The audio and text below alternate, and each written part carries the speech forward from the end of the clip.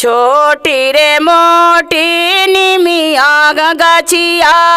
तबो से बढ़ल डाढ़ हो या हो तबो से बढ़ल डाढ़ हो या हो काए से झोलुआ झोले करा मिया काए से रोधना पसार हो या हो काए से झोलुआ झोले करा मिया काए से रोधना पसार हो या हो काए से झोलुआ झोले करा मिया काए से रोधना पसा दौरा लायल न भैरो भैया पोछे लगलन दोलार हो या हो पोछे लगलन दोलार हो आहो काहे बहन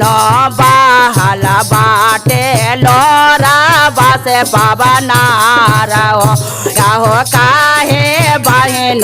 बहल बाटे लोरा बासे पवना छोटे रे मोटे निमिया के गछिया हाथ बोसे बढ़ल डाढ़ हो या हो हाथ बोसे बढ़ल डाढ़ हो या हो काए से झोलुआ झोले करा मिया काए से रोधना पसार हो या हो काए से झोलुआ झोले करा या काए से रोधना पसार हो या हो काए से झोलुआ झोले करा मिया काए से रोधना पसा दौरा लगेल न भैरो भैया सोनार के दुआर हो या हो सोनार के दुआर हो या हो सोने के झोलुआ बनाई है सोनारबा झोला तना सीताला माए हो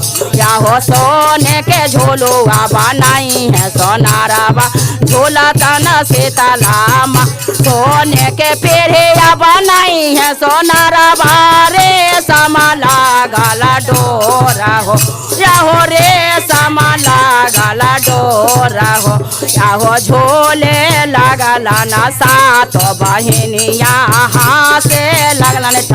ठाए हो या हो झोले लगला न सात बहिनिया हाथे लगलन ठाए हो या हो झोले लगला सात बहिनिया हाथे लगलन ठाए हो या हो झोले लगला न सात बहिनी